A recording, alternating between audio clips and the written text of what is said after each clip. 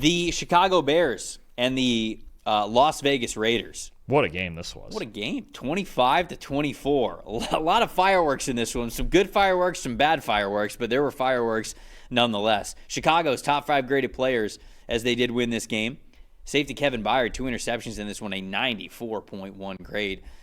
Cornerback Tyreek Stevenson got an interception himself, a 93.3. Defensive tackle Andrew Billings with a 66.9. Offensive guard Joe Tooney, a 66.6. And then edge rusher Montez Sweat with a 66.5. Caleb Williams in this one, a 62.2. On Las Vegas' side of things, edge rusher Max Crosby, had a takeover type of performance in this game, especially in the red zone. He had a 91.5 overall grade.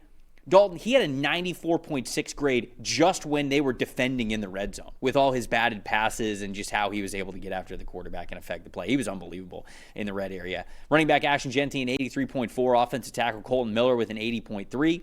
Edge rusher Malcolm Kuntz, an 80.2. And then offensive guard Jackson Powers Johnson, a 76.1. I wonder if he got a good boost there from that tackle that he made on Kevin Byard on one of the interceptions. Do you see that?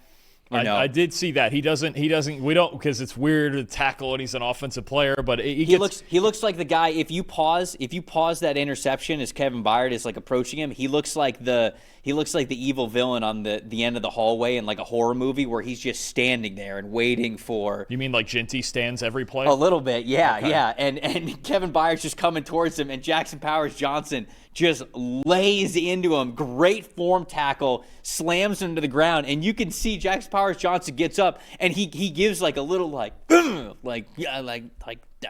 giving himself credit for like offensive linemen love those opportunities. Of course, that's their favorite thing ever, really. I didn't mention it, but Geno Smith, 27 points, 29.7 overall grade in this one. Not good, but we'll talk about him in a second. What was your stat that told the story? First of all, I just got Kevin Byard, too. Speaking to him, you got to love the tweet after the game. Year 10, I think I still got it. Great team win. Love that. 10 years into it. And he's a cool dude. Just still balling. Cool dude. Man. He's been Great on this stuff. program, I think, a couple of times. He's a cool dude. Love Kevin Byard. So, you mentioned Geno Smith, and it's just in general the mistakes the Raiders made in this game, and they were ahead until close to the very end of it, and then they still had a chance to get ahead of it as time expired. But you look at 4 turnovers, 3 interceptions, an Ashton Genty fumble, 17 points for the Bears off of Raiders turnovers, and then the block field goal to end it when Geno brought him down to win the game. And again, these block kicks, it's a theme early in the season. Special teams coaches are about to be on the hot seat in several different places. But, the Raiders, they made too many mistakes to win this game. And the Bears took advantage of their opportunity. Caleb Williams with the touchdown to Roma Dunze to take the lead there. Mm-hmm. Just a spectacular throw. Just an unbelievable throw that he made there. I think this Bears team, this was a fun game. I had a feeling this was going to be a game where if they were going to win it, they really had to go out there and battle some adversity. And they did in this game. It wasn't clicking on all cylinders like it was last week against Dallas. They had to fight through a deficit. They had to put together a big-time drive to take the lead. And then even on defense, they cracked a little bit. Field goal opportunity came, and they wound up blocking it. I just think the Raiders, they left the door open. I think that's the best way to put it. When you're in a game like this at home and you have a lead against a young team, you leave the door open.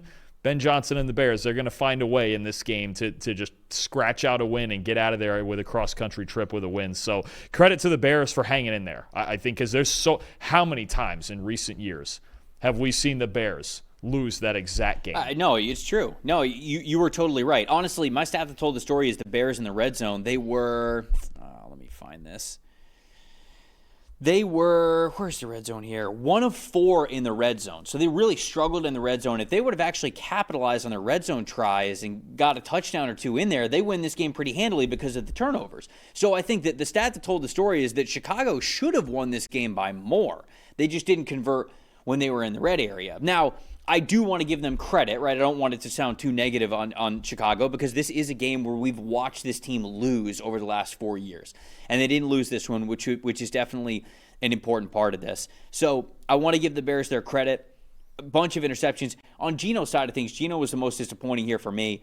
27 passing grade, 3 turnover-worthy plays, 0 big-time throws. When I watched the throws from Geno, I don't think that they were that different from a lot of like Geno throws that you would normally see. He was just off on them.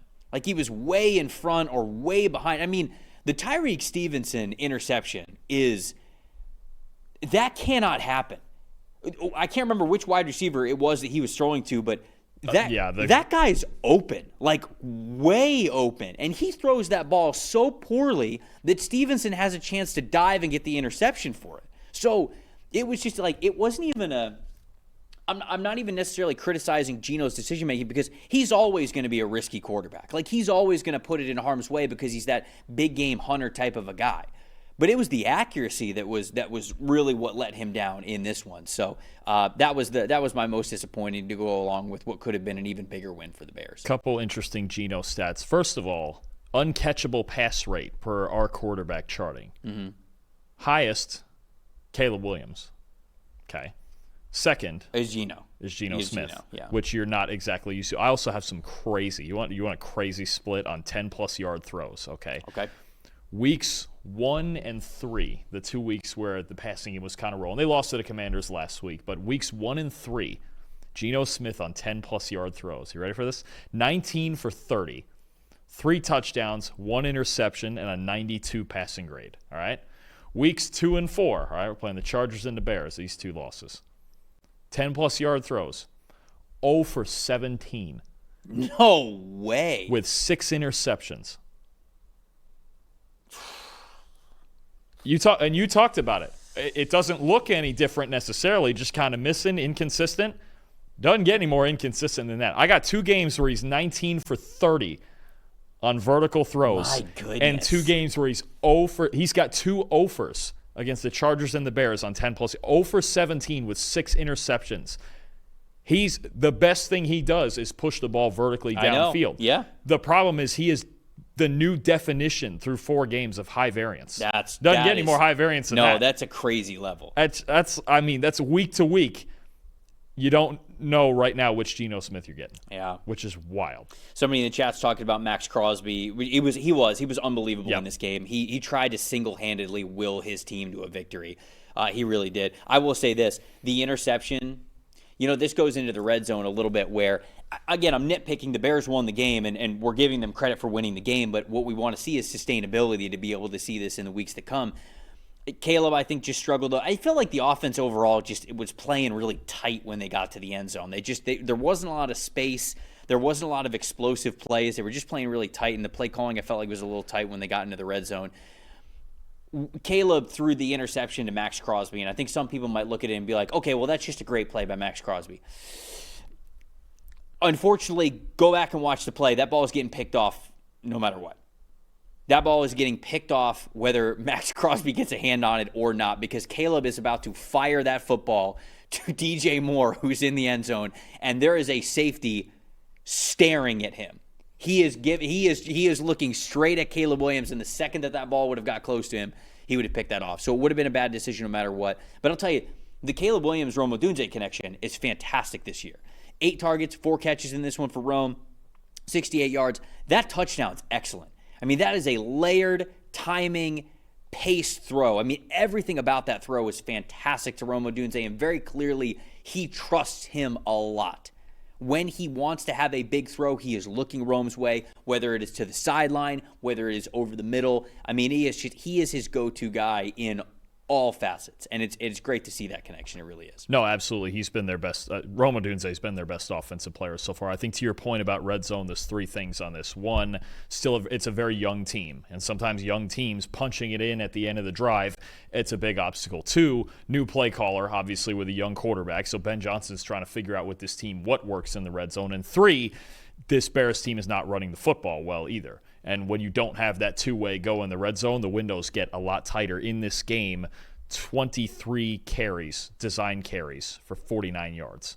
They are going to have to run the football better at some point here in Chicago. Yeah. Especially, you mentioned if you don't have that rushing threat down in the red zone and your run blocking isn't good enough down there, and you're trying to throw the ball every time you get down inside the 10, it just gets hard. So right now, because to me, that's the big thing. They need to find the consistency in the run game so it can loosen that up a little bit and create space on the back end down there. By the way, speaking of the run game, looked better for the Raiders. And not just Genty's numbers overall. Like, there were a handful of plays where I go, okay, I see the O-line here. This is the O-line that we saw with the Raiders last year that we thought that we were going to get this year. So we saw it again this week. So that maybe allows us to think, hey, this isn't just going to be a terrible year for the offensive line. It could bounce back. It could be better. It wasn't perfect. And then there's the problem of Colton Miller might have a high ankle sprain, so that makes things a little bit harder. They don't know if or how long he's going to be out. But right when you got some momentum going, Trying to be positive. I know. I always have to throw a damper on things. Well, we could be positive about Kevin Byard too. Year 10, still going strong, like he mentioned. 2 interceptions. Both spectacular plays. Great plays. I thought, too, on those interceptions and even throughout the game, I'll just credit Dennis Allen, too. I thought he did a great job of just constantly changing the picture on Geno. Also, there's times where Dennis Allen can get a little too aggressive, maybe a little too much man coverage, but I thought he did a great job in this game mixing the picture. And when you have a safety, especially like Kevin Byard with as much experience as he has, and he's always in the right spot, that's how you wind up with a game like this for him. So Kevin Byard, and those 2 interceptions, they could not have been bigger plays as far as turning this football game in the Bears' favor.